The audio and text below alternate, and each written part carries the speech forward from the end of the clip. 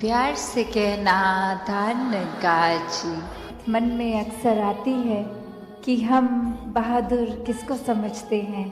क्या शरीर के बल को एक बहादुरी से जोड़ते हैं, या कुछ मन में एक अपने द्वारा ही एक कोई ऐसी बात रख लेते हैं जिससे एक मोटिवेशन मिलती है, एक अपने आप को बहुत ही कोई ऐसा काम करने के प्रति एक मन को हम पुश करते हैं कि उससे हमें शायद लगता है हम बहादुर हैं।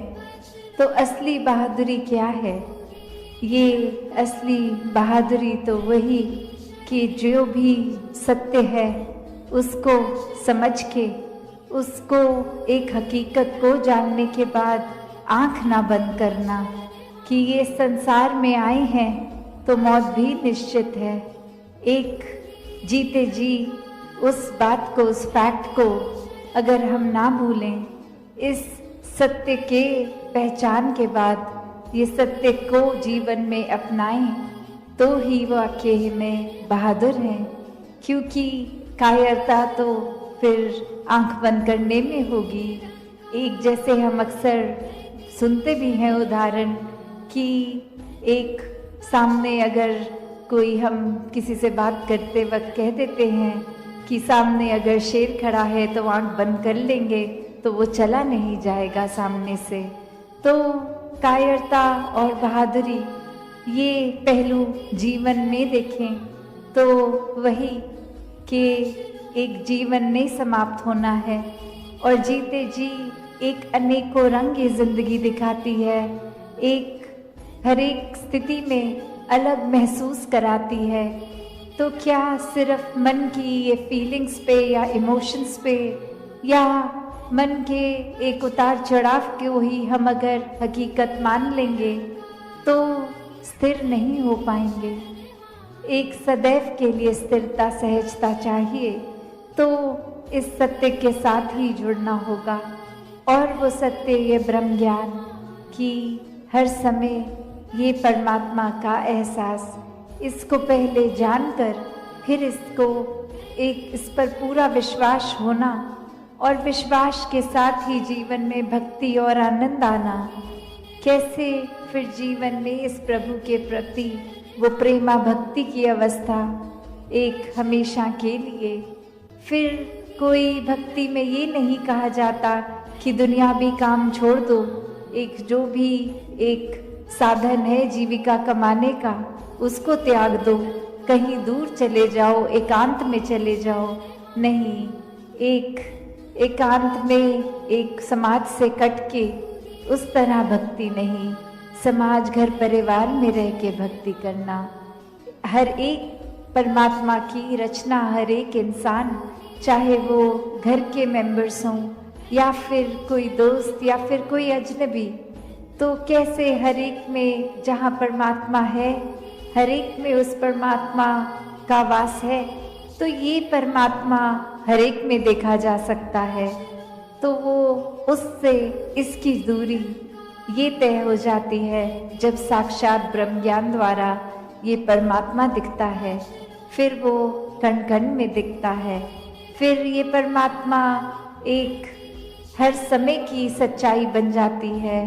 बाकी दुनियावी सच्चाइयाँ तो बदलती रहती हैं, कोई भी ऐसी चीज़ नहीं जो सदैव की सच्चाई हो। एक शरीर को भी हम लें तो ये भी बदल जाता है, हमारे सोच ख्याल को लें ये भी बदल जाते हैं, कोई भी तत्व ले लें वो भी अपना रूप बदल लेता है। तो कैसे सिर्फ और सिर्फ ये परमात्मा जो अगर जहाँ पे भी आस्था है, विश्वास है, उस धर्म ग्रंथ को भी पकड़ लें तो वही परिभाषा एक ही कि ये परमात्मा, इसका कोई टुकड़े नहीं कर सकता, ये कोई फॉर्म में नहीं है, ये हर जगह है, शुरू से था और सृष्टि खत्म होने पे ये अंत नहीं है इसका। कैसे ये कोई भी चीज़ से एक कम ज़्यादा नहीं किया जा सकता। तो जो ये सच्चाई को पहचान लेता है, वाक्य में वो अपनी हकीकत भी पहचान लेता है कि एक शरीर से जुड़ी हुई एक शॉर्ट टर्म, एक छोटे, एक कुछ सालों के लिए कम समय की एक सच्चाई नहीं, पर सदैव रहने वाली सच्चाई। कैसे फिर मन परिस्थितियों के साथ एंग्शियस नहीं होता, एक मन में ऐसे ख्याल नहीं आते जो बेचैन कर देते हैं, क्योंकि सब में ही ये परमात्मा का हाथ एक आशीर्वाद रूप ही दिखता है कि अभी अगर ये परिस्थिति आई है तो हमें इस परिस्थिति से क्या सीखना है, हमें अपना कॉन्डक्ट कैसे रखना है। तो हर किसी चीज़ में जब एक हम कण कण से शिक्षा ले लेते हैं तो वाकई ही परमात्मा का एहसास कण कण में हुए, और ये एहसास कोई भी चीज़ से हो सकता है। तो एक बार जब इस परमात्मा से जुड़ गए ब्रह्म ज्ञान द्वारा, तो फिर दुनिया की कोई भी चीज़ फिर एक डामाडोल नहीं करती। फिर सिर्फ एक हम उस चीज़ के मोहताज नहीं रह जाते कि जब जब जीवन में हमारे हिसाब से जीवन चल रहा है तब तो परमात्मा है, वरना एक नहीं कोई हमारे मुताबिक चीज़ चली तो परमात्मा को ही कोसते चले गए। परमात्मा से ये मन की एक शक की बात कि परमात्मा हो भी कि नहीं हो, अगर हो तो हमारी क्यों नहीं सुनते हो, एक हमारे ही शरीर में क्यों तकलीफ दी, एक हमें ही कोई धनहीन क्यों रखा, एक हमें ही ऐसी परेशानियां जीवन के इतने पड़ाव पे इतने लगातार क्यों दी। भक्त तो जानते हैं कि परमात्मा का होना ही सच्चाई है, परमात्मा द्वारा हर पल जीवन का ये प्रसाद रूप है। इसको अब कैसे निभाना है वो हम पे है, एक हमारी चेतनता उसको प्रयोग में लाना है कि कैसे एक कर्म जहाँ करने की आज़ादी है वहाँ किस तरह चुनाव करना है कि किस समय में कौन से कर्मों को करना है। और उत्तर बहुत ही सरल कि हम कर्म भी वो करते हैं जो हमारी सोच बन जाती है, जो चरित्र बन जाता है, जो बोली भाषा जैसी बन जाती है। तो बात वही कि जब ये परमात्मा को ही मन में बसाएंगे तो हर पल इसी का शुक्राना होगा, इसी का एहसास होगा और इसी परमात्मा के ऊपर जीवन आधारित होगा, तो कर्म भी बहुत पावन बन जाएंगे। एक पूरी दुनिया के लिए एक दिल से सेवा होगी, एक पूरी दुनिया के लिए जीवन बीतेंगे, सिर्फ एक अपने लिए सेल्फिश होके खुदगर्ज होके नहीं, पर वाक्य में एक पूरे संसार के कल्याण के लिए हमारा जीवन होगा। तो एक बालक बालिका के जीवन में ग्रोथ की बात होती है, वहाँ पे एक अच्छी तहजीब के साथ साथ ये एक अंदर से स्पिरिचुअलिटी की भी बात की जाती है। ये चाहे फिर ये मानवता का संदेश उस रूप में एक गुणों को अपनाने वाली बात, तो चाहे बेशक छोटी उम्र से ये पढ़ाई सिखाई जाए, पर ये जीवन में हम हमेशा इसको कोई ऊपरी पढ़ाई की तरह ना लें, कोई सिखाई गई चीज़ की तरह ना लें, क्योंकि जिस समय ये परमात्मा ये निराकार ब्रह्म ज्ञान से जीवन में उतर गया, वहीं एक हमारे अंदर से भाव बेहतर मनुष्य बनने की, और इसकी कोई उम्र भी नहीं।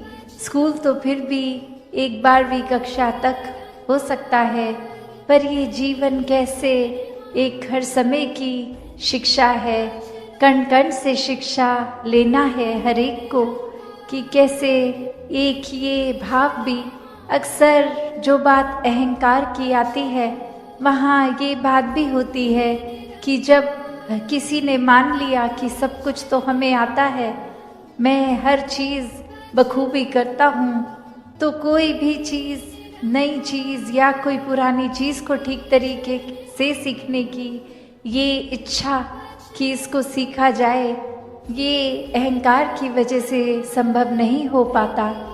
तो कैसे अपने जीवन में जहाँ हर कोई ताउम्र छात्र रूप भी बना रहे, एक वो सीखना तो है, पर क्या सीखना है उस पे गौर करें। क्योंकि पूरा दिन अगर हम देखें तो ये आँखें भी, ये कान भी, ये ज़बान भी, ये बुद्धि से भी, हर तरह के ये जो हमें इनपुट्स मिल रहे हैं, तो क्या हर एक चीज़ सीख लेना समझदारी है? एक भलाई उसमें है क्या? नहीं। एक फ़िल्टर की जो बात होती है कि क्या चीज़ देखकर भी अनदेखी करनी है, क्या चीज़ों को अपनाना है, किसको छोड़ना है, वो चेतनता की बात है। और ये चेतनता ब्रह्म ज्ञान से जाड़ के चाहे इंसानों के साथ मुलाकात होनी, और वो एक अलग अलग कल्चर बैकग्राउंड, दिखने में अलग, खान पान अलग, सब तरह से वो एक डाइवर्सिटी रूप, और कैसे वो होने के बावजूद भी सब परमात्मा के साथ जो एकत्व के बंधन में हैं, तो हर एक को एक दूसरे में परमात्मा ही नज़र आता है। और कैसे फिर एक ये एकत्व ही दिल पे हर समय का, और उससे फिर कोई किसी में फ़र्क नहीं दिखता, कोई ऊंच नीच, जाति पाति, प्रांति, कुछ भी फ़र्क नहीं, सब अपने हैं, सब ही पूजनीय हैं। तो कैसे ये परमात्मा का वास तो पूरी सृष्टि के कण कण में है, और वहीं जो हर किसी में भी, और यही परमात्मा को देखना ब्रह्म ज्ञान है कि इस परमात्मा को जब हर समय के लिए ये दिखाई देगा कि हर जगह ही मौजूद है, तो फिर एक जहाँ अपनी भी चेतनता जाग उठेगी।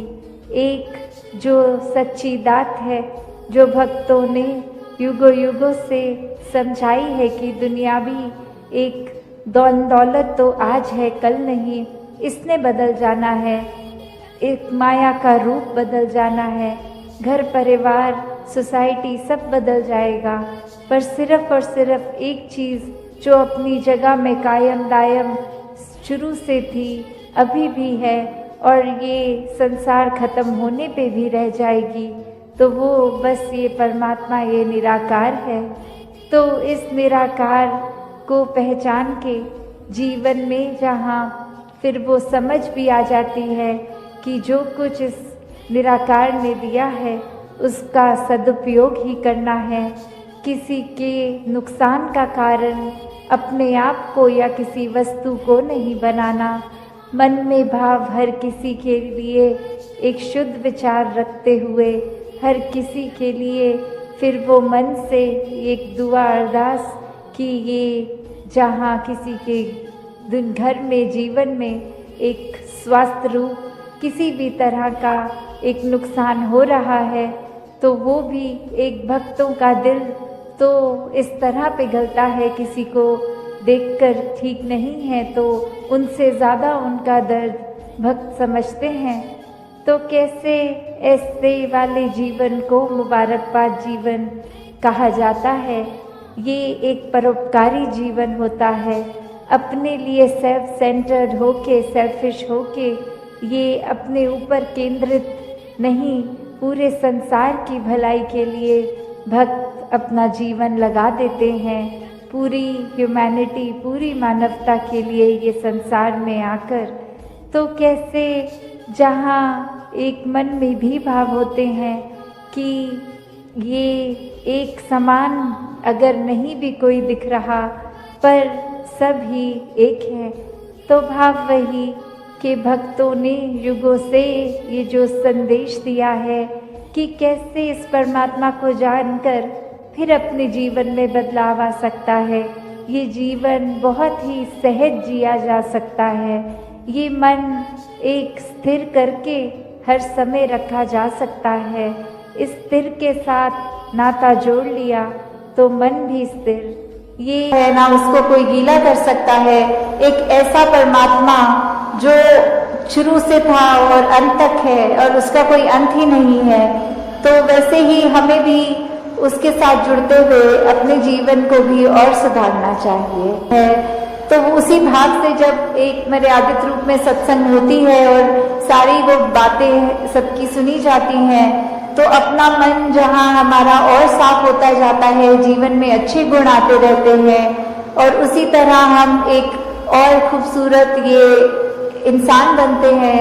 हम खुद भी इस मिशन के साथ जब जुड़े हैं तो ये निरंकारी मिशन का हम एक एक व्यक्ति, हम यहाँ एक एक महापुरुष अपने जीवन को उस तरह सुधार के रखे कि एक समाज में भी अगर कहीं जाएं तो सबके मन में यही लगे कि इस व्यक्ति के जैसे बनना है, इसके पास एक ऐसी दात है जो उसको एक हमेशा बाकियों से अलग दिखाती है। तो इस तरह हमारे कर्म ही जब वो प्रचार का रूप ले ले, हमारी भाषा ही प्रचार का रूप ले ले, हमारे सोच ही प्रचार का रूप ले ले, तो फिर हमारा ये जीवन काल जब तक है और उसके बाद जैसे लोक सुखी परलोक सुहेला, तो किस तरह ये जीवन भी जीते हुए हमने जहाँ वो ह्यूमन वैल्यूज को रखना है, एकत्व, भाईचारा, मिलवर्तन, करुणा, दया, ऐसे अनगिनत जो भी है वो तो रखकर अपने जीवन में हर पल जीवन को जीना है। और उसके बाद ये ब्रह्म ज्ञान जो इस जीवन काल में हमें मिल गया है, वो दात को हमें हर पल ऐसे याद रखना है कि कभी भी अगर अंत समय हो तो वो दात हमें हमसे छिन ना जाए, उसको निरंकार को ऐसे संभालते हुए हर पल निरंकार का एहसास रखना है और उसके बाद सिर्फ वही एक दात है। और यहाँ पे भी जो सत्संग के दौरान भी हमने सुना, चाहे वो छोटे बच्चे की ज़बान से हो, चाहे बुजुर्गों के, चाहे वो कोई भी तरह का सहारा लिया हो, स्पीच का, गीत का, कविता का, तो सबने एक ही बात दोहराई कि ये जो मिशन हमें क्या शिक्षा दे रहा है, ये ईश्वर परमात्मा पर निरंकार ये हमारे लिए क्या अहमता जीवन में रखते हैं। और हालांकि ये भी उस तरह से देखा जाए तो हम अगर सिमरन कर रहे हैं और निरंकार प्रभु परमात्मा को याद कर रहे हैं तो उसका उद्देश्य क्या है कि निरंकार को तो कोई फर्क नहीं पड़ेगा कि हम अगर निरंकार को याद रख रहे हैं कि नहीं, पर हमें अपनी इस जीवन काल में किस तरह जीना है वो अगर नज़रिए से देखें तो हम सही रास्ते पे हैं कि गलत, वो जो हमारा एक है मेजरमेंट लेने का कि किस तरफ है हम, उसको अगर तोलना हो तो यही पता लगता है कि अगर हम सिमरन करके कोई भी कार्य का डिसीजन ले रहे हों तो हमें अपने आप पता लग जाएगा कि अगर मन में वो कार्य करने का समझ में आता है कि गिल्ट, अपने आप को बहुत ही कोई ऐसा काम करने के प्रति एक मन को हम पुश करते हैं कि उससे हमें शायद लगता है हम बहादुर हैं। तो असली बहादुरी क्या है? ये असली बहादुरी तो वही कि जो भी सत्य है उसको समझ के, उसको एक हकीकत को जानने के बाद आंख ना बंद करना कि ये संसार में आए हैं तो मौत भी निश्चित है। एक जीते जी उस बात को, उस फैक्ट को अगर हम ना भूलें, इस सत्य के पहचान के बाद ये सत्य को जीवन में अपनाएं तो ही वाकई में बहादुर हैं। क्योंकि कायरता तो फिर आंख बंद करने में होगी। एक जैसे हम अक्सर सुनते भी हैं उदाहरण कि एक सामने अगर कोई, हम किसी से बात करते वक्त कह देते हैं कि सामने अगर शेर खड़ा है तो आंख बंद कर लेंगे तो वो चला नहीं जाएगा सामने से। तो कायरता और बहादुरी ये पहलू जीवन में देखें तो वही कि एक जीवन नहीं समाप्त होना है और जीते जी एक अनेकों रंग की जिंदगी दिखाती है, एक हर एक स्थिति में अलग महसूस कराती है। तो क्या सिर्फ मन की ये फीलिंग्स पे या इमोशंस पे या मन के एक उतार चढ़ाव को ही हम अगर हकीकत मान लेंगे तो स्थिर नहीं हो पाएंगे। एक सदैव के लिए स्थिरता, सहजता चाहिए, तो इस सत्य के साथ ही जुड़ना होगा। और वो सत्य, ये ब्रह्म ज्ञान कि हर समय ये परमात्मा का एहसास, इसको पहले जानकर फिर इसको इस पर पूरा विश्वास होना और विश्वास के साथ ही जीवन में भक्ति और आनंद आना। कैसे फिर जीवन में इस प्रभु के प्रति वो प्रेमा भक्ति की अवस्था एक हमेशा के लिए।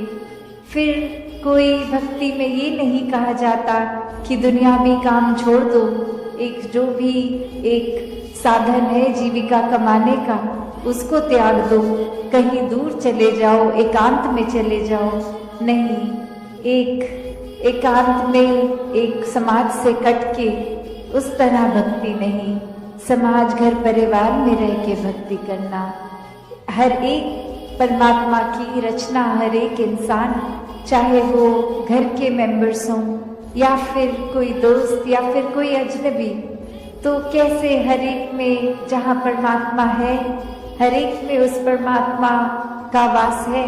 तो मन में से ये भाव नहीं आता कि किसी की मदद कर रहे हैं, नहीं, सब अपने हैं, तो बस अपनी तरफ से पूरे संसार के लिए जो भी एक पॉजिटिव कंट्रीब्यूशन है, योगदान दे सकें, वो सेवा रूप बन जाता है।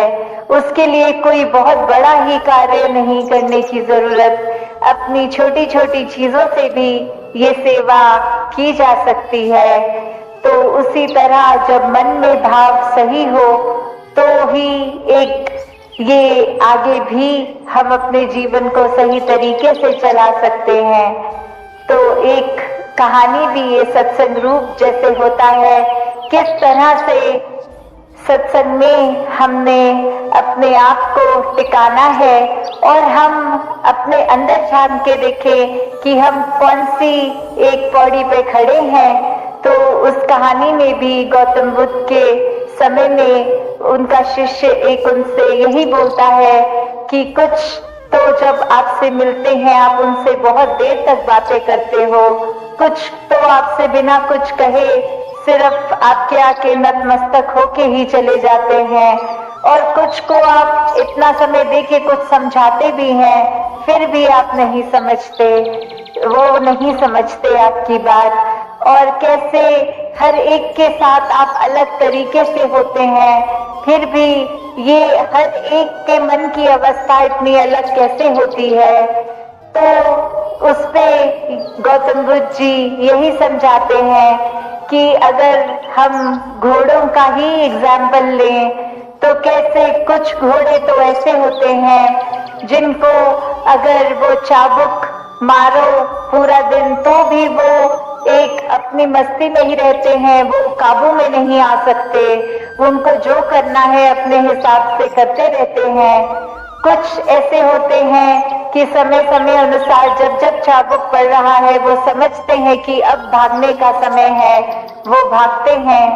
और किसी को तो फिर आप अगर ये चाबुक की आवाज भी कर देंगे, सिर्फ उसको मारेंगे नहीं चाबुक, तो वो आवाज से पहचान जाते हैं कि अब दौड़ने का समय है।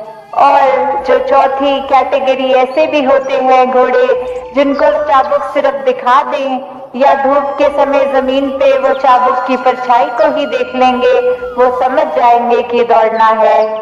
उसी तरह हम अगर सत्संग में आ रहे हैं तो हम किस तरह के वो अपने मन की अवस्था से आ रहे हैं। क्या ये सत्संग आ रहे हैं तो आपसी सिर्फ एक संतों से मेल मिलाप करके बातचीत करके ही घर जा रहे हैं, या फिर कुछ भी एक पुकारा जा रहा है, जो संदेश दिया जा रहा है वो चाहे पहले घोड़े की तरह जिसको हर समय चाबुक मारो तो कोई असर नहीं, वही सत्संग में आते हैं, इधर उधर ध्यान अपना रखते हैं, मूल जो संदेश दिया जा रहा है उस पे ध्यान नहीं देते, फोन से फोटोएं खींच के इधर उधर की बातें करके घर चले जाते हैं। या फिर दूसरी कैटेगरी में जहां कभी कभी एक वो संदेश सुनाई दिया, उसको ध्यान से सुना, कुछ देर तो उस पे चला, फिर रुक गए।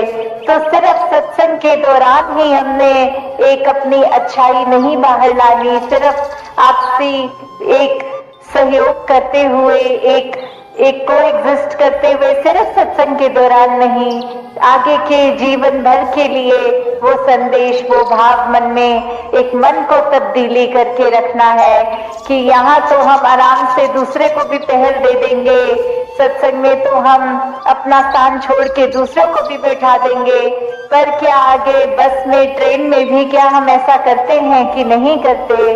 किस तरह एक वो रूप, फिर वो तीसरा एग्जाम्पल जिसको सिर्फ आवाज ही उस चाबुक की सुनती थी तो वो उतने में ही भाग लेता था, कि किस तरह एक आवाज जब हम सत्संग में भी सुनते हैं, कुछ भी संदेश जहाँ जो इतने अनमोल जीवन को परिवर्तित करने के हैं, वो क्या हम संदेश सिर्फ अपने कान तक ही रख रहे हैं या जीवन में उतार के औरों के कानों तक भी वो संदेश पहुंचा रहे हैं? अपने कर्मों द्वारा दूसरों तक भी क्या वो संदेश जा रहा है? और चौथी फिर वो अवस्था जिस घोड़े को फिर चाबुक ना मारने की जरूरत है, ना वो चाबुक की आवाज सुनने की, सिर्फ वो दिखाना कि ये परमात्मा इस निराकार से इस कदर जुड़े हुए कि कहीं पे भी हो, बस एक इशारा ये जब याद आ जाता है, ये परमात्मा, ये निराकार याद आ जाता है, तो ही हर समय इसी के लिए लगन में लगे रहते हैं। कभी ये परमात्मा भूलता भी है तो कैसे फिर उसी इशारे से खुद को जोड़कर इस निराकार के साथ अपने दिल की तार मिला के इसके रंग में रंग कर अपनी भक्ति को पूरा पूरा दिन इस रूप में कर सकते हैं। क्योंकि भक्ति तो कुछ घंटों की एक नहीं होती, एक भक्त तो पूरे दिन का भक्त है, पूरे जिंदगी का भक्त है। जिस प्रकार कोई स्टूडेंट होता है तो सिर्फ पहली कक्षा से 12वीं कक्षा तक, चाहे वो स्कूल का दिन हो या संडे की छुट्टी, कहलाता तो वो स्टूडेंट ही है। तो वो इसलिए नहीं कि सिर्फ स्कूल की बिल्डिंग के अंदर है तो स्टूडेंट है, नहीं, जब वो अपने घर में भी खेल कूद कर रहा है तो भी स्टूडेंट है। तो हम किस श्रेणी के भक्त हैं? अक्सर हम कृष्ण जी की भाषा में भी ये हमने सुना है, आर्थ अर्थार्थी, ज्ञानी, जिज्ञासु।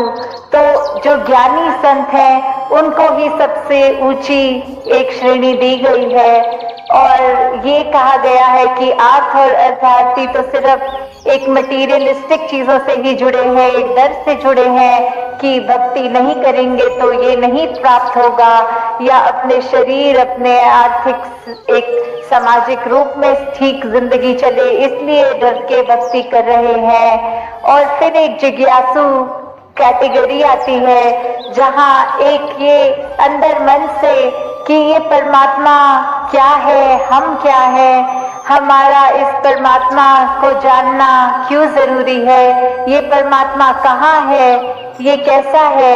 जब वो श्रेणी आ जाती है, उसके बाद जब ब्रह्म ज्ञान की प्राप्ति हो जाती है तो वो उत्तम ज्ञानी भक्त, तो दातार कृपा करे हर एक पे कि हर कोई सिर्फ वो उस तरह का ही हर समय का ही सेवक बना रहे, हर समय का ही भक्त बना रहे, हर समय का ही ब्रह्म ज्ञानी बना रहे। कुछ समय अपनी सुविधा अनुसार नहीं, 24 घंटे तो दासी और समय ना लेके तो करते हैं, पर उसके ही रंग में रंगे रहेंगे अगर हर समय, तो ये जो असली दात है, जिस तरह ये जगह का नाम भी हमीरपुर है, तो हम अमीर, तो कैसे एक ब्रह्म ज्ञान की दात जब मिल जाती है तो वो सच्ची अमीरी है। नहीं तो संसारिक ये माया ने तो आज टिकना है, कल नहीं टिकना। आज अर्थार्थिक रूप में हम कितने भी एक अमीर हो जाएंगे तो कल कोई स्थिति ऐसी आ सकती है कि वो धन दौलत हमसे छिन जाए।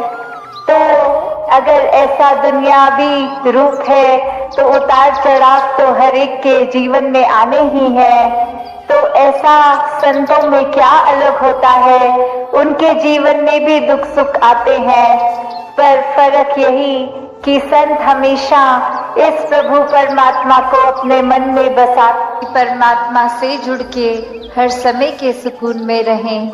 और अब अगर आगे सोचें कि ये ब्रह्म ज्ञान भी जीवन में आ गया, एक निराकार के एहसास में भी रहने लगे, सेवा सुमिरन सत्संग भी करने लगे, पर एक मन का बदलाव अगर नहीं है तो फिर ये ज्ञान भी मन में नहीं टिकता।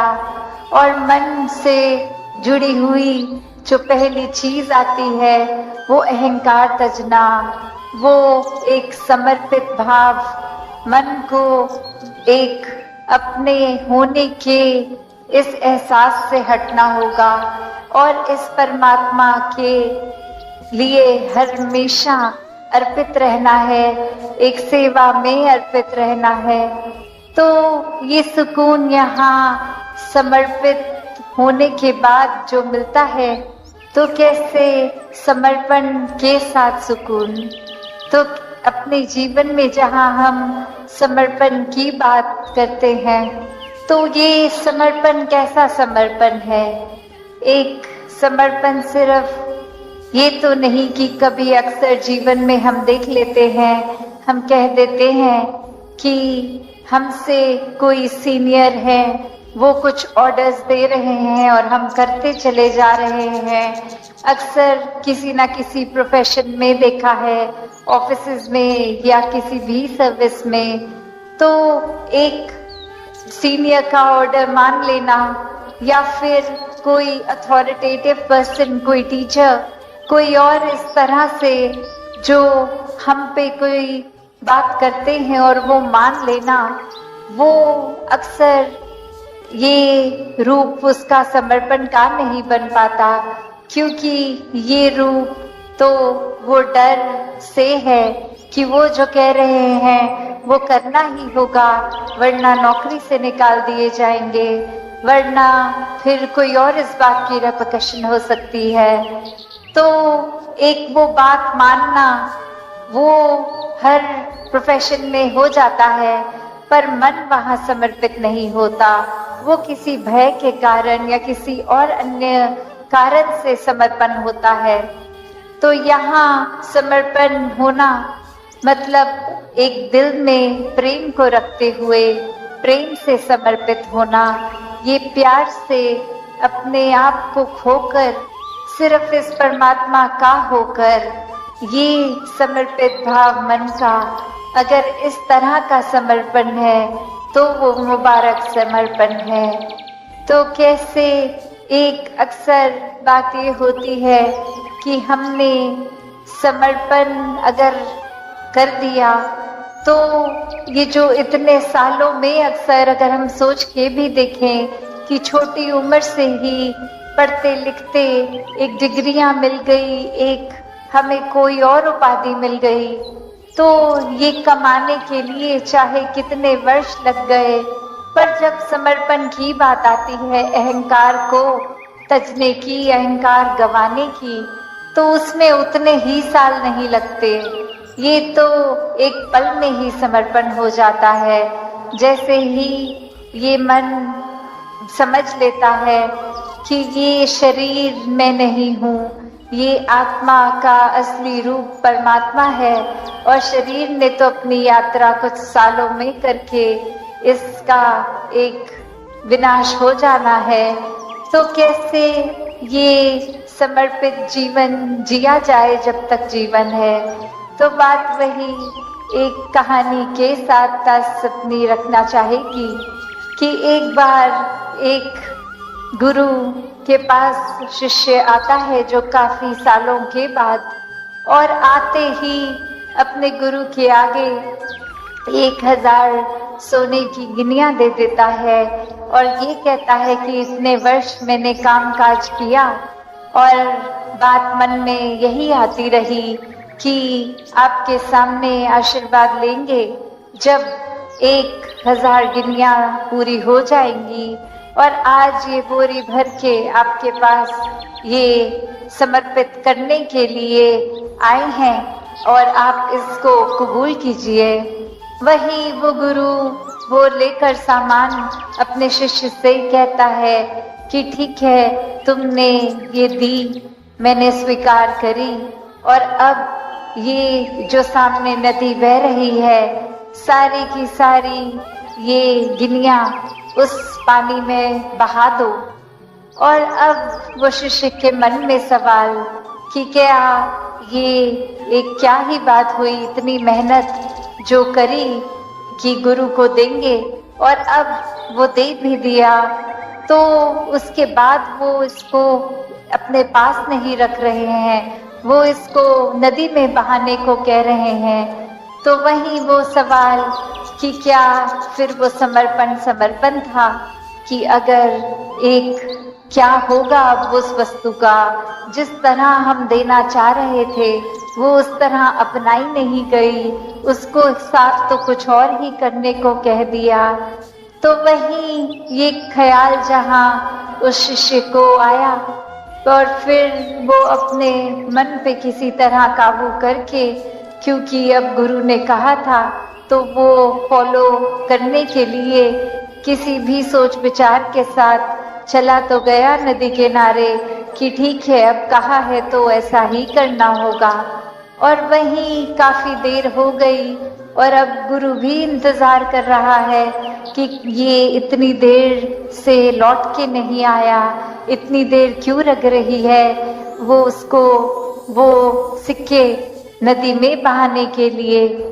तो फिर वो गुरु ही खुद उस नदी किनारे जाते हैं और क्या देखते हैं कि वो शिष्य एक एक करके सिक्के को फेंक रहा है, जिसकी वजह से वो बहुत ही देर लग रही है। वो एक बार फिर गुरु समझाते हैं कि ये समर्पण करना है तो इतनी देर क्यों लग रही है, समर्पण तो एक साथ ही किया जा सकता है, पूरी की बोरी को एक साथ ही नदी में बहाया जा सकता था, तो एक एक करके क्यों, इतनी देर लगा के क्यों। तो ये कहानी में तो ये मन की अवस्था ही है कि हम किस तरह एक अपने मन को इस तरह मान लेते हैं कि कोई अटैचमेंट हो गई, कोई और कारण से अगर ये लगा कि कुछ वस्तुएं इकट्ठी हो गई हैं, कोई उपाधियां मिल गई हैं, या कहीं अपने मोहल्ले में, अपने दायरे में बहुत नाम कमा लिया है, एक हमारा कुछ औहदा, कुछ रिस्पेक्ट बन गई है, एक तरह के हम सेलिब्रिटी बन गए हैं, कुछ 2-4 लोग हमें जान गए हैं, तो ये एक इम्पोर्टेंट होने का अहंकार या कोई और तरह का अहंकार ये मन में घर कर लेता है। तो ये सारी चीजें सिर्फ इस्तेमाल के लिए और सदुपयोग के ही काम आए। दातार हर एक पे कृपा करे कि सुकून जीवन में सबके भरा रहे, सेवा भाव, एक समर्पित मन, इस तरह का जीवन हर कोई जीता जाए। साथ संगत जी, दान नंगाज चित विचारधारा बना ली जो हमारे लिए भी नुकसानदेह है, औरों के लिए भी नुकसानदेह है, तो बात वही की कमी रोशनी की तो नहीं है। ये सेवा सुमिरन सत्संग रूप भी ये पूरा है, और कैसे हम कितना ही निराकार का सहारा ले रहे हैं, वो रोशनी तो हर समय की ये है, बस हमारा ये कर्म क्या वो किया जा रहा है, क्या ये मन का रिश्ता इस निराकार से इसके एहसास में रहते हुए जोड़ा जा रहा है। वरना तो एक हम खुद ही कभी कभी कुछ ऐसा सोच लेते हैं जो होता नहीं है, पर वो हमने इस तरह से खुद को ही कन्विंस कर लिया, खुद को ही समझा दिया कि ऐसा है, और अब उस झूठ को मानने भी लग जाते हैं, चाहे वो हकीकत ना ही हो। तो कैसे वो रूप एक संसार का जब एक देखा जाए, हर एक अपने अंदर इंसान झांक के देखे, तो बात वही आती है कि कितनी बार एक चीज़ जो कि अगर हमने मान ली कि ऐसा है, चाहे कोई अक्सर दोस्तों के बीच में भी कोई पॉइंट्स डिस्कस हो रहे हों, तो उसमें फिर ये बेचैनी का आ जाना कि जो मैं कह रहा हूँ वही सही बात है, जो मेरी ओपिनियन है वही बेस्ट ओपिनियन है, और अब दूसरों की बात सुनने के लिए नहीं बोला जा रहा, उनको पूरी तरह से वो बात मान ले, वो उस वजह से कहा जा रहा है। और वो फिर एक बात ये भी नहीं इंसान सोच रहा कि मैं दूसरे की भी तो बात सुन लूं, क्या पता मुझे उसके बाद अपना ही पॉइंट ऑफ व्यू गलत लगे, क्या पता वो इतनी सयानी बात बोले जहां मुझे ही रियलाइज हो जाए कि मैं ही ऑल दिस वाइल गलत था। तो बात वही आती है कि एक फिर वो डिबेट्स भी हेल्दी डिबेट्स नहीं होते, वो एक दूसरे का पॉइंट सुनते हुए अपना पॉइंट नहीं रखा जा रहा, वो फिर सिर्फ और सिर्फ खुद को सही प्रूव, खुद को सुपीरियर प्रूव करने के लिए कि सबसे उत्तम सोच मेरी है, सबसे उत्तम नज़रिया मेरा है, सबसे उत्तम विचारधारा मेरी है, ऐसी बातें के लिए वो फिर बात को बोला जा रहा है।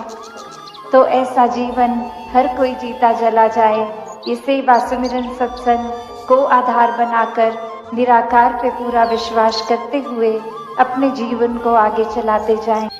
एक मन में भाव यही रहेगा कि हर चीज़ हमारे ही बेहतरी के लिए है। एक एफर्ट्स तो जीवन में करते ही रहने हैं, पर ये परिस्थितियों को दिल नहीं कोसेगा, ये समय को, ये वक्त को, ये जिंदगी को मन नहीं कोसेगा। ये भाव फिर यही कि ये प्यार है इस परमात्मा से, तो प्यार में तो सभी कुछ मुबारक होता है। जैसे हम एक दुनियावी प्यार के रिश्ते में भी कोई प्रेमी प्रेमिका की बात करें तो अपने प्रेमी की हर बात ही फिर प्यार में बहुत अच्छी लगती है। फिर ये मन नहीं करता कि दूसरे इंसान हम अपने मुताबिक बदलें, क्योंकि ये जो प्यार की बात है तो वो तो यही है कि हम किस तरह इस रिश्ते को देख रहे हैं। किसी को अपना बनाना इश्क नहीं है, किसी का बन जाना इश्क है। तो पूरी तरह ये समर्पण की बात, ये प्यार की बात कि जिस तरह ये सामने वाला चला रहा है ये एकमिक होके उसी तरह चलने लगे। और वही ये आत्मा परमात्मा का भी रिश्ता है, ये एकमिक होके जीने वाला। इसमें फिर क्यों, किंतु, परंतु कुछ भी सवाल नहीं, कुछ भी एक शिकायतें नहीं, कुछ भी इम्परफेक्ट नहीं है। फिर सब कुछ परफेक्शन से, एक बहुत ही पूर्णता से है। ये हर पल बहुत ही सुनहरा है। फिर ये जीवन में जो ये समागम का भी टॉपिक, ये विस्तार, तो ये विस्तार हर चीज़ में आएगा। ये ज्ञान ही अपने आप में इस निराकार के इतने करीब लाने के लिए, और ये निराकार ही इसका विस्तार हर जगह, ये कभी भी ख़त्म ना होने वाला। और कैसे फिर हम अपने सोच की भी विस्तार करें, अपने स्वभाव में अच्छाइयों के का भी विस्तार करें, ये पल पल में हर पहलू में जीवन के देखें तो ये अच्छाइयों का ही विस्तार हो। तो कैसे जब इस निराकार, इस पूरन से जुड़ गए तो वाकई ही हर पल सुनहरा है। ये हर पल में फिर एक सच्चाई के साथ जुड़े हैं, तो फिर फर्क नहीं पड़ता कि ये जीवन में हम किस तरह जी रहे हैं। अभी उठ के कोई अपनी ड्रीम्स बना रहे हैं या सोते हुए कोई सपना आया, सब एक बराबर लगता है, क्योंकि इस निराकार से ये लिप जुड़ गई है। और फिर वो बंद आँखों का भी सपना मुबारक है, और जीते हुए अपने सपनों की ओर एक परिश्रम करते हुए वो अचीव करने की कोशिश भी मुबारक, क्योंकि वो हर चीज़ ही भक्ति बनी है। फिर ये दिल हर समय खुश भी रहता है, हर एक को खुशियाँ देने के बहाने ढूंढता है। किसी के प्रति ऐसी सोच नहीं कि एक इंसान का नुकसान किया जाए। बस यही होता है कि अगर कोई परिस्थिति ऐसी भी है जहाँ खुद अपने आप को एक पल के लिए एक कांटा भी चुभता है, पर दूसरे के लिए अपने हाथों से वो फूल की पंखुड़ी उनके रास्ते में बिछा दी जाए, तो ऐसा ही जीवन, ये कोई किताबी बातों का जीवन नहीं है। ये कोई हाइपोथेटिकल जीवन नहीं है, ये संतों का जीवन है। संत ऐसे ही होते हैं। और अब वो हम अपने आप से मेल करने ऐसे जीवन का, क्या हमारा जीवन ऐसा हो गया है? ये रुतबा, ये बोलने के लिए तो महापुरुष शब्द हमारे लिए संत बोल देते हैं, पर क्या हम उस पे उतरे हैं? सिर्फ ब्रह्म ज्ञान होना ही क्या काफ़ी है? एक जीवन को ब्रह्म ज्ञान पे अगर नहीं चलाया तो ब्रह्म ज्ञान हिस्से में हो ना हो एक बराबर ही है। तो ये तो भक्ति की शुरुआत ही ब्रह्म ज्ञान है। इस भक्ति को हर एक ने जीना है, हर एक के हिस्से आ सकती है, हर एक के अंदर इस निराकार ने वो कैपेसिटी, वो कैपेबिलिटी भी भरी है कि पूर्ण संत बन सके। तो जो फासला है, जो चीज़ें भी हमें रोक रही हैं ऐसा जीवन जीने के लिए, उसको खुद में झांक के आइडेंटिफाई करें, देखें क्या है, किन चीज़ों पे काम करना है। ये निराकार तो हर समय ही साथ है, इसका सहारा लेते रहें और हर पल खुद में ये सुधार करें, ये ब्रह्म ज्ञान की समझ का विस्तार करें। तो ऐसे ही भावों को भक्तों ने हमेशा से समझाया है कि इस धरा पे आए हैं तो जीवन इस तरह जिएं कि वाकई ही वो एक सफल जीवन हो।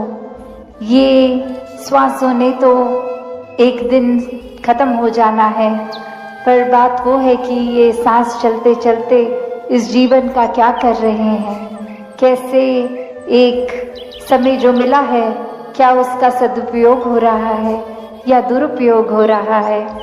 ये जो सोच कि क्या हम वाकई ही अंदर बाहर से एक हैं या फिर कोई दिखावा है मन में कि किसी के सामने कुछ और बनना है जिससे हमारा कोई फ़ायदा हो जाए और उनके पीठ पीछे हम अलग ही इंसान हैं, हमारा किरदार ही कुछ और है। तो बात यहाँ अंदर से किरदारों को निखारने की हो रही है।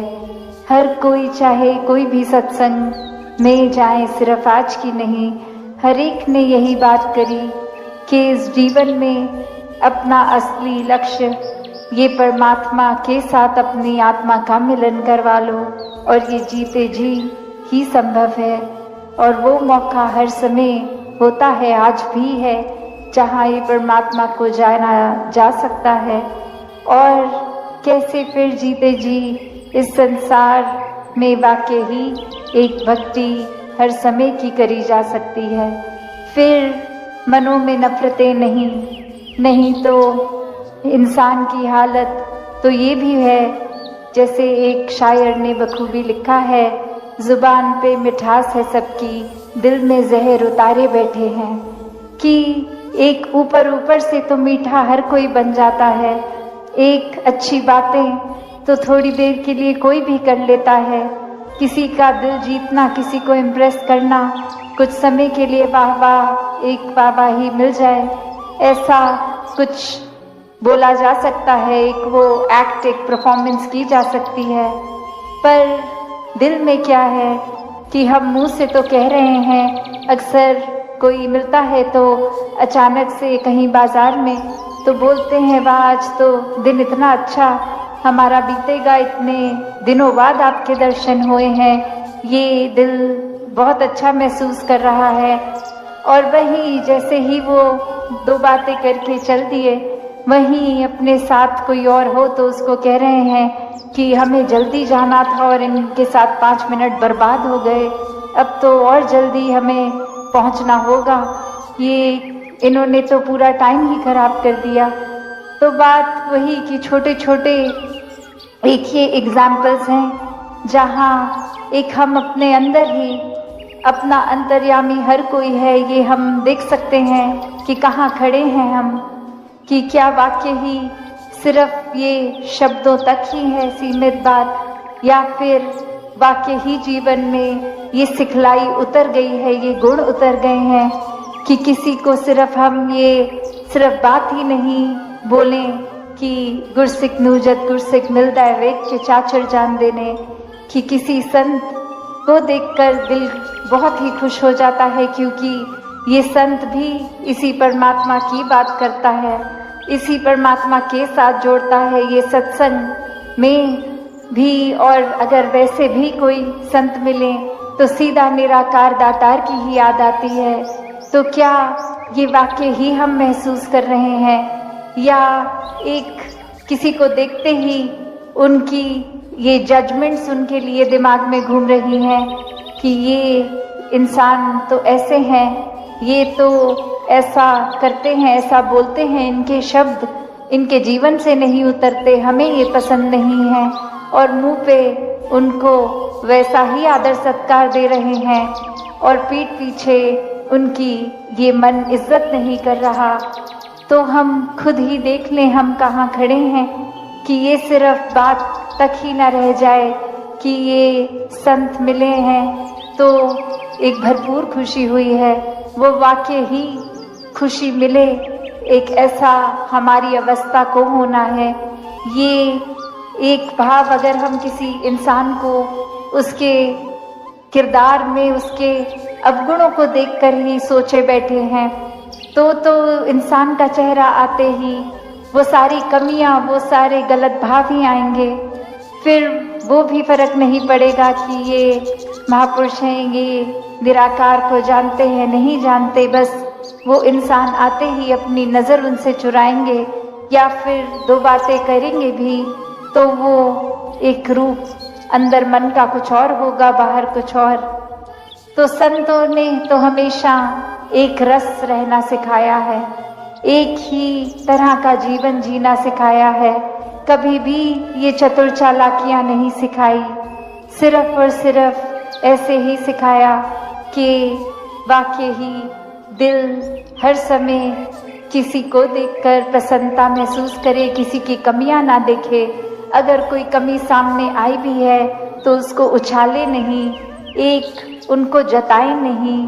अगर कोई वाकई ही शुभचिंता, एक शुभचिंतक बन के उन तक ये एहसास उस तरह करवाया जाए कि आप में बहुत गुण हैं, बस ये आपकी बात कुछ ऐसी थी जो आप अगर बदल ले तो आपकी भी भलाई हो जाएगी। और आसपास जो एक हम सुन रहे हैं, कुछ आपने वचन ऐसे बोल दिए, ये हमारे भी कानों से हमारे दिल तक नहीं चुभेंगे। तो एक तरीका कि किस तरह मन वाक्य ही चाहता है किसी और की बेहतरी होए, इम्प्रूवमेंट होए, तो वो एक मन तरीका अपनी बात कन्वे करने का, बात अगले तक समझाने का भी एक सही तरीका ढूंढ लेता है। फिर दूसरे को भी एक चुभन देकर बात नहीं समझाई जाती कि आपने हमें चुभन दी तो हम भी पलट के आपको चुभन देंगे, तो आपको समझ आएगा कि चुभन एक महसूस करना क्या होता है। नहीं, संतों ने तो अपने आप को इतना निस्वार्थ बना रखा होता है हर समय कि दूसरे का किरदार कैसा भी हो उसके चरणों में बिछ जाते हैं कि आप एक महान इंसान हैं, आपके अंदर बहुत अच्छाइयाँ हैं, एक ऐसा मन का भाव रखते हैं, ना कि एक पिन पॉइंट करते मन में नफरत के भाव बनाते हैं। अक्सर ये नफरतों से दिलों में दूरियां ही इतनी हो जाती हैं कि चाहे एक घर परिवार में एक छोटे से दायरे में ही हों तो भी एक कमरे में परिवार का कोई एक इंसान और दूसरे में और ये आपस में ही एक बात नहीं कर पा रहे, परिवार के कोई तीसरे इंसान को कोई मैसेज दे रहे हैं कि जाके उनको ऐसा बोल दीजिए कि ये एक डायरेक्ट हम बात नहीं कर रहे हैं, ये मनों में मनमुटाव आ गए हैं। तो एक बात वो नहीं कि कहाँ हम ये संसार के हित की बात करते हैं, कहाँ एक पूरे संसार की सेवा की बात करते हैं, और वहीं कहाँ एक घर में ही ये रूप ऐसा कि बिल्कुल 2 कदम दूर दूसरा कमरा और वहाँ तक नहीं जाया जा रहा। ये मन में अहंकार, ये खुद को सही साबित करने की कोशिश इतनी कि दूसरे को उस समय समझा भी नहीं जा रहा, बस हम ठीक हैं ये बात को पकड़ के। और हो सकता है ठीक हो भी दूसरे का पॉइंट, हो सकता है उस बात के लिए ठीक ना भी हो तो भी ये बातचीत बंद कर देना तो कोई सल्यूशन नहीं है। वो कहीं ना कहीं जाकर चाहे थोड़ी देर के लिए ही कि दूसरे की बात समझी और उसको समझाया भी जाए, एक सामने किस तरह जाना है उस समय के लिए अपना अहंकार अपनी ईगो को भी भूलकर बस यही कहना है कि ठीक है, हो सकता है आप ठीक हों, हो सकता है मैं ठीक हूँ, पर अब ये बातचीत ना करना तो कोई सल्यूशन नहीं है। कैसे एक मिडिल पाथ में आए, एक कोई ऐसी जगह आए जहाँ 2 कदम आप चलें 2 कदम हम चलें।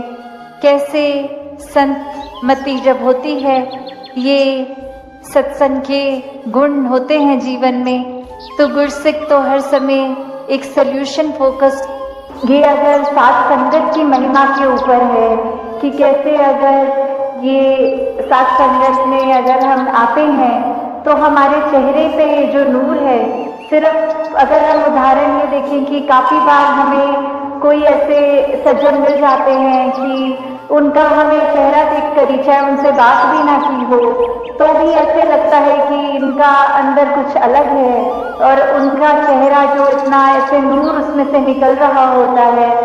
तो वो जो है बात की कैसे साथ संगत की ही महिमा है कि किस तरह अगर हम संगत आते हैं, जो सारे यहाँ ये अमूलक वचन सुनने को मिलते हैं, तो वो जब हम अपने जीवन में उतारते हैं, वो एक एक शब्द को एक एक कर्म में ढालते हुए, तो अपने आप वो जो मन में चैन आता है, ये चेहरे पे एक सहज भाव होने की वजह से एक ये जो नूर आता है कि हर पल ये जो आनंद की अवस्था होती है उसको प्राप्त कर लेते हैं। हाँ जी। साधु की संगत कर ले बंदे, मैल दिना भी दूर करे। तो यही जो साथ संगत में हमारी सिखाई होती है, हमारे को सिखाते हैं कि मन में हमें किसी के लिए भी एक ऐसे भाव नहीं रखने जो पहले तो हमारे ही मन को दूषित करेंगे और बाद में जो हम भाव रखते हैं दूसरे के लिए तो उस तक भी पहुंचने पर वो इतना उसका इम्पैक्ट जो होता है कि अपना मन तो गंदा किया ही, उसको वो शब्द भी कड़वे बोले और आगे उसको भी वो जो सुनने वाला है आगे व्यक्ति, उसके ऊपर भी वो जो उसके मन को बाद में ठेस पहुंचेगी। तो हम जितना संगत में आएंगे ये हम इन कमियों से दूर उतना रहेंगे। हाँ जी। साधु की संगत कर ले बंदे, दुख जलेचर होवन दूर। ये जिंदगी में ये जब अब तक हमारा जीवन है, ये उतराई चढ़ाई तो आती ही रहनी है, तो फिर ऐसा क्यों कहा जा रहा है कि दुख दूर होगा? ये सिर्फ इसलिए कि ये जब हमें ब्रह्म ज्ञान मिल जाता है, हमें अपना असली पहचान अपनी समझ आ जाती है, ये प्रभु परमात्मा निरंकार हमारे चारों ओर है, ये एहसास हर पल जब रहता है, तो उसके बाद हम जब मान लेते हैं कि ये निरंकार पूरा है, इसका किया सब पूरा है, तो अगर ये हमारी जहाँ जिंदगी है, चाहे हमारे मटीरियलिस्टिक रूप में या स्वस्थ रूप में या कोई भी ऐसी चीज जो हमें उस समय लग रही हो कि हमारे ये अनुकूल नहीं है, तो भी इसमें भी उस सिचुएशन के अंदर भी हमें ये पता है कि तेरा किया सब पूरा है, तो उस समय यही भाव होते हैं कि चाहे ये सिचुएशंस हमारे अकॉर्डिंग नहीं है, पर ये निरंकार की दी गई घड़ियां हैं, ये सिचुएशंस हैं, तो ये भी बिल्कुल ही ठीक हैं, क्योंकि जो निरंकार ने दिया है सब उसमें शुक्राना भाव, वो जैसा भी सिचुएशन है वो हमारे लिए उस समय वो बिल्कुल बहुत अच्छी सिचुएशन है। साथ संगत जी, धन्यवाद जी। सच्ची भक्ति का चमत्कार और ईश्वर की कृपा। बहुत समय पहले की बात है, एक घने जंगल के पास एक छोटा सा गांव था।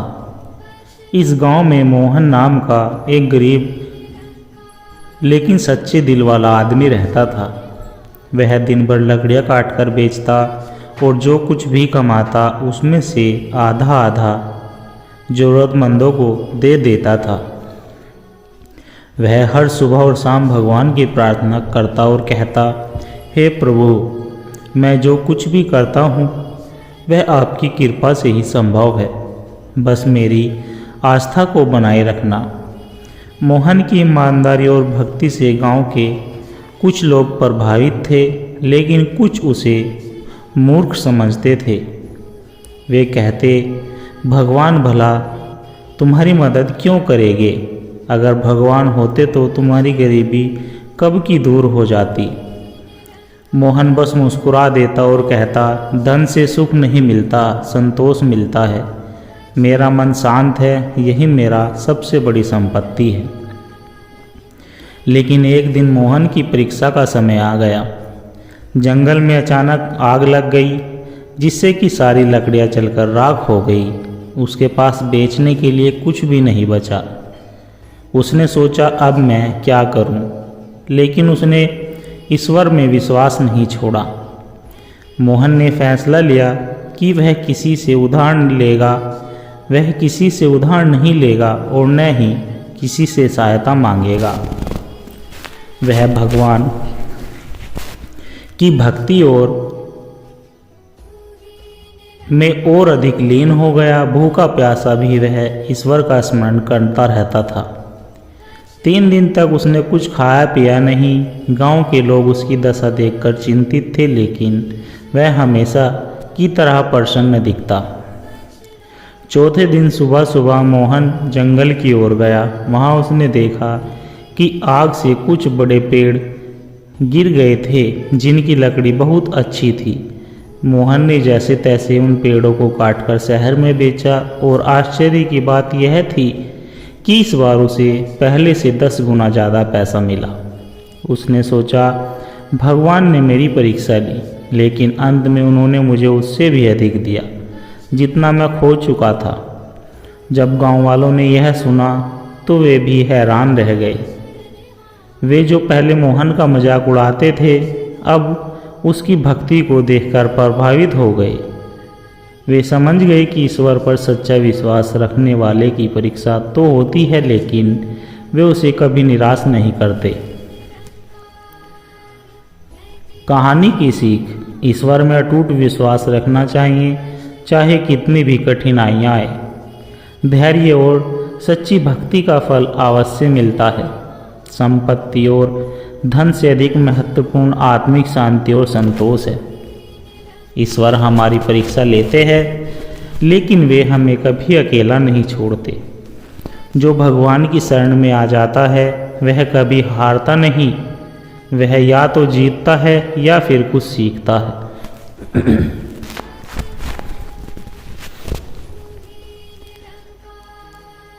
आत्मा और परमात्मा का संबंध, जिस प्रकार सूर्य की किरणें समुद्र को स्पर्श करती है, उसी प्रकार हमारी आत्मा परमात्मा से जुड़ी हुई है। हम उसे देख नहीं सकते, लेकिन उसका अनुभव अवश्य कर सकते हैं।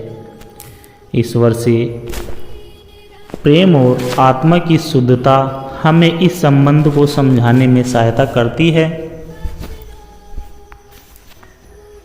मनुष्य संसार में सुख की खोज में भटकता है, लेकिन सच्चा सुख केवल भीतर पाया जा सकता है।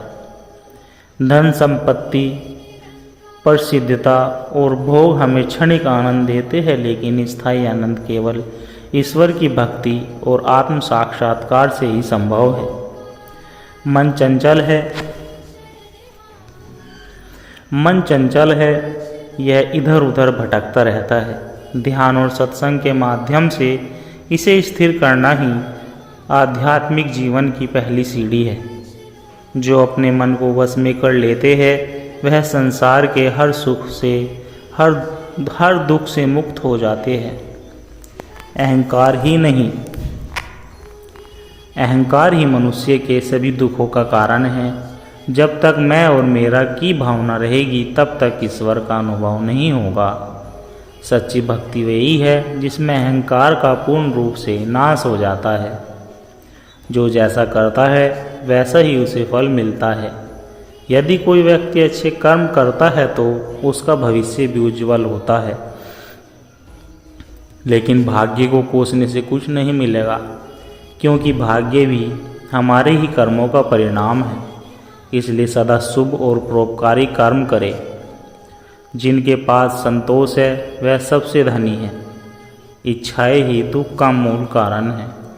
जब हम अपनी इच्छाओं पर नियंत्रण रखना सीख जाते हैं तो हम किसी भी परिस्थिति में खुश रह सकते हैं। सिर्फ ग्रंथ पढ़ने से कोई धार्मिक नहीं बनता।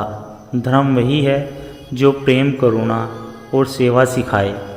यदि किसी को भगवान की भक्ति करनी है तो पहले उसे जीवों की सेवा करनी होगी। जिस प्रकार गंदे पानी में कमल खिल सकता है, उसी प्रकार बुरी संगति में भी कोई व्यक्ति अच्छा बन सकता है। यदि वह सत्संग का सहारा ले, सत्संग से मन और विचार शुद्ध होते हैं और धीरे धीरे आत्मा ईश्वर के निकट पहुंचती है। यदि हम अपने जीवन में सच्चे आनंद की खोज कर रहे हैं तो हमें ध्यान करना होगा। ध्यान से मन शांत होता है और आत्मा में छुपे दिव्य प्रकाश का अनुभव होता है।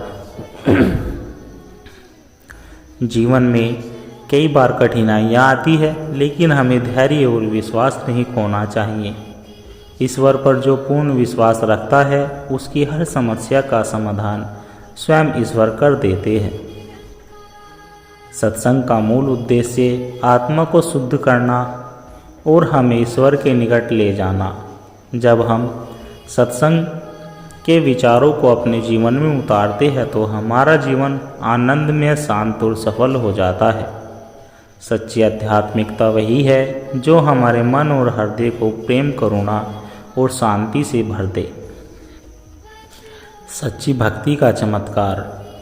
बहुत समय पहले की बात है। हिमालय की तलहटी में एक सुंदर गांव था। इस गांव में रामदास नाम का एक गरीब लेकिन ईश्वर भक्त व्यक्ति रहता था। वह हर सुबह उठकर भगवान की पूजा करता, फिर जंगल से लकड़ियाँ काट कर लाता, उन्हें बेचकर अपना गुजारा करता। उसके जीवन में बहुत कठिनाइयाँ थी, लेकिन उसने कभी भगवान को कोई शिकायत नहीं की। वह सदा कहता था, जो भी होता है भगवान की इच्छा से होता है। वह जो करेगा हमारे लिए अच्छा ही होगा। रामदास की भक्ति के चर्चे पूरे गांव में होने लगे। कुछ लोग उसकी श्रद्धा से प्रभावित थे तो कुछ उसका मजाक उड़ाते थे। वे कहते थे, तू भगवान को पूजता है फिर भी गरीब है। अगर भगवान होते तो तुझे अमीर बना देते। रामदास मुस्कुराकर जवाब देता है, धन नहीं, शांति सबसे बड़ा खजाना है। मुझे जो मिला है वही मेरे लिए सही है। एक दिन गांव में भारी बारिश हुई और नदी में बाढ़ आ गई। कई घर डूब गए, खेत बह गए और लोग डर से इधर उधर भागने लगे। रामदास का घर भी पानी में बह गया। अब उसके पास रहने के लिए कोई भी जगह नहीं बची। गांव के लोग बोले, अब कहाँ गया तेरा भगवान? उसने तुझे इस विपत्ति से क्यों नहीं बचाया? रामदास ने उत्तर दिया, ईश्वर पर मेरा विश्वास अटूट है। वह मेरी परीक्षा ले रहे हैं, लेकिन मैं उन पर विश्वास नहीं खोऊंगा। रामदास अब जंगल में रहने लगा। वह वहीं ध्यान करता और लकड़ियाँ काटकर अपना जीवन यापन करता। कुछ ही महीनों में उसकी हालत बहुत खराब हो गई। एक दिन वह बहुत भूखा था, लेकिन उसके पास कुछ भी खाने को नहीं था। उसने भगवान से कहा, प्रभु मैं जानता हूँ कि आप मेरी परीक्षा ले रहे हैं, लेकिन मैं आपकी शरण में हूँ। जो भी आपकी इच्छा हो सही है। उस रात जब वह सो रहा था तब एक चमत्कार हुआ। कुछ व्यापारी जंगल से गुजर रहे थे। उन्होंने देखा कि रामदास बहुत कमज़ोर और भूखा है। उन्होंने उसे भोजन दिया और कहा, बाबा हमारे काफिले को सही रास्ता नहीं मिल रहा है, क्या आप हमारी मदद कर सकते हैं? रामदास ने उन्हें सही मार्ग दिखाया। जब वे अपने गंतव्य पर पहुँचे तो उनके पास बहुत सारा सोना, चांदी और कीमती सामान था। व्यापारी रामदास की ईमानदारी और भक्ति से प्रभावित हुए। उन्होंने कहा, आपने हमारी मदद की है, इसलिए हम आपको यह धन देना चाहते हैं। रामदास ने धन लेने से मना कर दिया, लेकिन व्यापारियों ने कहा, यह धन ईश्वर का दिया हुआ है, इसे आप गांव में पुनर्निर्माण में लगाए। रामदास ने उस धन से गांव में डूबे हुए घरों को फिर से बनवाया, एक बड़ा मंदिर बनवाया और गांव के हर ज़रूरतमंद की सहायता की। अब पूरा गांव उसकी भक्ति और सेवा से प्रभावित हो गया। जो लोग पहले उसका मजाक उड़ाते थे वे अब उसकी प्रशंसा करने लगे। इस प्रेरणादायक कहानी से हमें सीख मिलती है कि ईश्वर सदा अपने भक्तों की परीक्षा लेते हैं, लेकिन वे उन्हें कभी अकेला नहीं छोड़ते। सच्ची भक्ति का अर्थ सिर्फ पूजा नहीं बल्कि सेवा और परोपकार भी है। धन दौलत से ज़्यादा महत्वपूर्ण शांति और संतोष है। जो ईश्वर में सच्चा विश्वास रखता है उसे अंततः चमत्कारी रूप से सहायता मिलती है। सच्ची भक्ति न केवल हमारे जीवन को बदलती है बल्कि पूरे संसार को प्रेम और करुणा का संदेश देती है। सत्य की खोज, सत्य की राह कठिन हो सकती है, लेकिन जो आत्मा इसे खोज लेती है वह सदा के लिए मुक्त हो जाती है। धर्म का सच्चा अर्थ, सच्चा धर्म वह है जो प्रेम, करुणा और सेवा की भावना को जागृत करे। मन की शांति बाहर नहीं बल्कि भीतर है। जब मन स्थिर होता है तभी आत्मा का प्रकाश प्रकट होता है। अहंकार का त्याग, जब तक अहंकार बना रहता है तब तक आत्मज्ञान संभव नहीं। नम्रता और समर्पण से ही दिव्यता का अनुभव होता है। कर्म का महत्व, जैसे कर्म करोगे वैसा ही फल मिलेगा, इसलिए सदा शुभ और परोपकारी कर्म करो। संगति का प्रभाव, अच्छे विचार और सच्चे ज्ञान की संगति से ही जीवन में परिवर्तन आता है। बुरी संगति आत्मा को नीचे गिराती है। प्रेम और भक्ति, सच्चा प्रेम और भक्ति वही है जिसमें कोई निस्वार्थ न हो। भक्ति का सार्थ आत्मसमर्पण है। संतोष का रहस्य, जो व्यक्ति संतोषी होता है वह हर परिस्थिति में खुश रहता है। इच्छाएं दुख का कारण बनती है। ध्यान और साधना, ध्यान ही आत्मा को परमात्मा से जोड़ने का सबसे सरल मार्ग है। नियमित साधना से जीवन में दिव्यता आती है। ईश्वर पर विश्वास, जीवन की हर कठिनाई में ईश्वर पर पूर्ण विश्वास रखना चाहिए। वह सदा हमारी रक्षा करता है। सत्संग का मूल उद्देश्य आत्मा को शुद्ध करना और उसे परमात्मा से जोड़ना है। जब हम सच्चे विचारों को अपने जीवन में उतारते हैं तब ही आध्यात्मिकता का वास्तविक अनुभव होता है। सच्ची भक्ति का चमत्कार। बहुत समय पहले की बात है। एक छोटे से गांव में रमेश नाम का एक किसान रहता था। वह बहुत गरीब था, लेकिन उसका हृदय स्वच्छ और प्रेम से भरा हुआ था। वह हर दिन सुबह जल्दी उठकर अपने खेतों में मेहनत करता और शाम को पास के मंदिर में जाकर भगवान की पूजा करता। रमेश की भक्ति सच्ची थी। वह कभी भगवान से धन, सुख, संपत्ति की प्रार्थना नहीं करता। वह बस इतना कहता, हे प्रभु, मुझे बस आपकी शरण में रखिए और जो कुछ भी मेरे भाग्य में लिखा है वही दीजिए। एक साल गांव में भयंकर सूखा पड़ा। फसलें सूख गई, तालाब और कुएं खाली हो गए। लोगों के पास खाने को कुछ नहीं बचा। गांव के लोग दूसरे स्थानों पर पलायन करने लगे, लेकिन रमेश ने अपना गांव नहीं छोड़ा। उसने सोचा, ईश्वर मेरी परीक्षा ले रहे हैं, मैं इन परिस्थितियों में भी उनका स्मरण करता रहूँगा।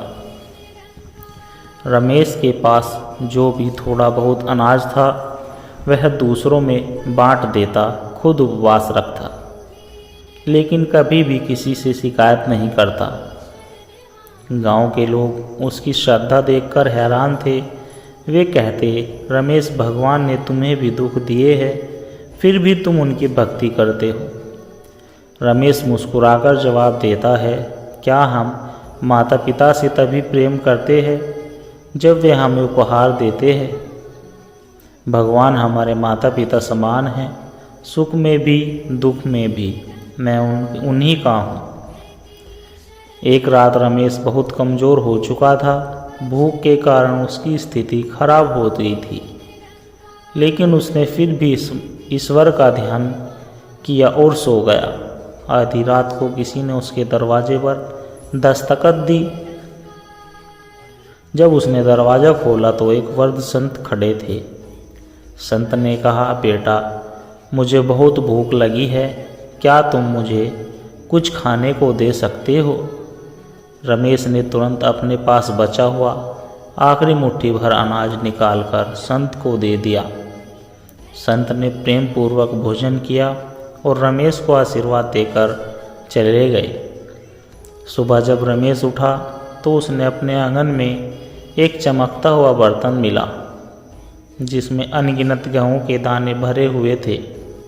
जैसे ही उसने बर्तन से कुछ दाने निकाले वे फिर से भर जाते थे। रमेश समझ गया कि यह भगवान की कृपा थी। रमेश ने उस चमत्कारी अनाज का उपयोग सिर्फ अपने लिए नहीं किया बल्कि पूरे गांव में भूखों को खिलाया। धीरे धीरे बारिश हुई, फसलें फिर से लहलहाने लगी और गांव में खुशहाली लौट आई।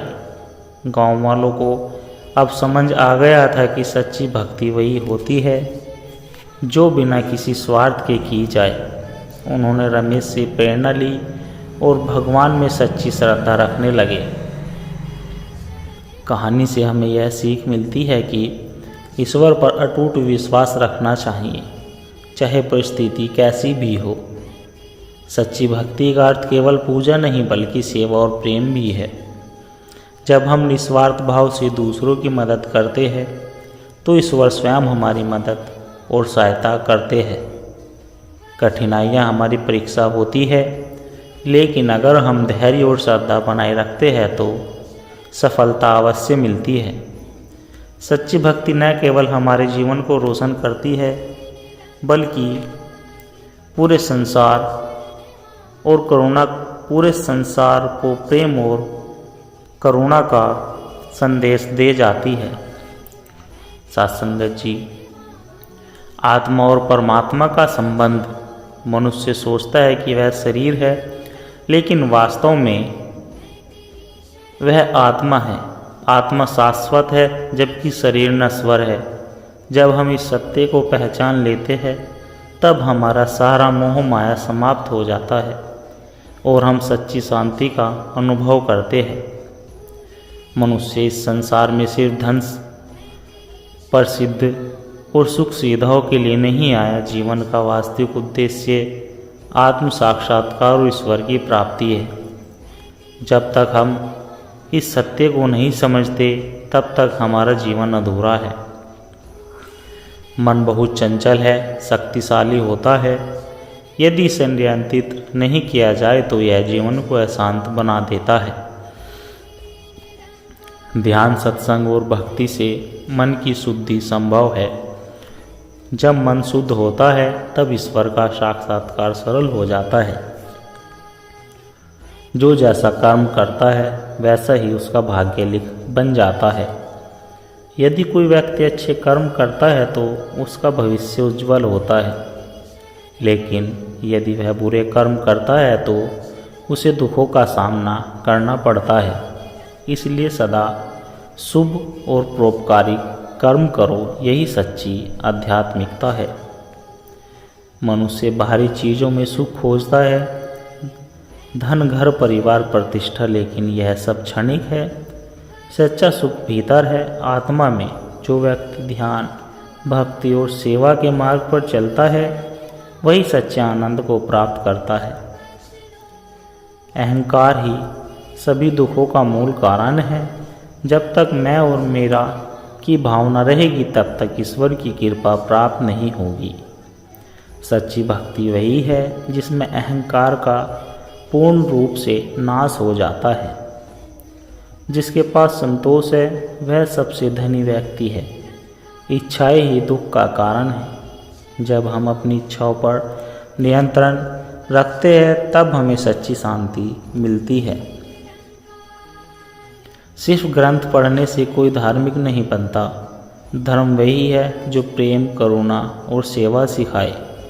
यदि किसी को भगवान की भक्ति करनी है तो पहले उसे जीवों की सेवा करनी होगी। दूसरों की मदद करनी ही सच्ची भक्ति है। सत्संग का अर्थ केवल धार्मिक प्रवचन सुनना नहीं, बल्कि उन शिक्षाओं को अपने जीवन में अपनाना। जिस प्रकार गंदे पानी में भी कमल खिल सकता है, उसी प्रकार यदि हम सत्संग रूपी अमृत का सेवन करें तो जीवन दिव्य हो सकता है।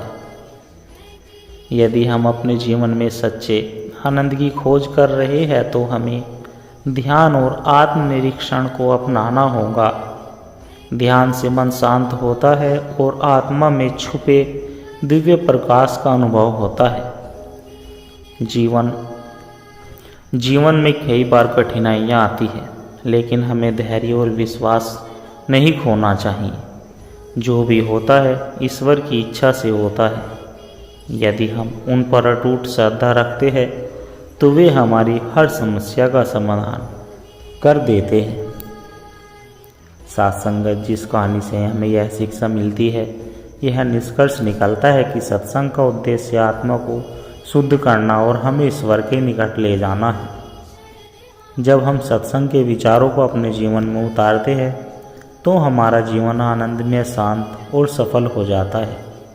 सच्ची आध्यात्मिकता वही है जो हमारे मन और हृदय को प्रेम, करुणा और शांति से भर दे। सच्चा सत्संग वह है जो मनुष्य को आत्मज्ञान की ओर ले जाए और उसे ईश्वर से जोड़ दे। सत्संगत जी दास के द्वारा कहे गए आध्यात्मिक कहानी विचार, सत्संग विचार अगर आप जी को अच्छे लगे हो तो चैनल को सब्सक्राइब और वीडियो को लाइक कर दे और दास को आशीर्वाद दे कि आप जी के चरणों में हर रोज़ ऐसे ही एक प्रेरणादायक कहानी विचार लेकर आता रहूं। सत्संगत जी प्यार से कहना, धन निरंकार जी।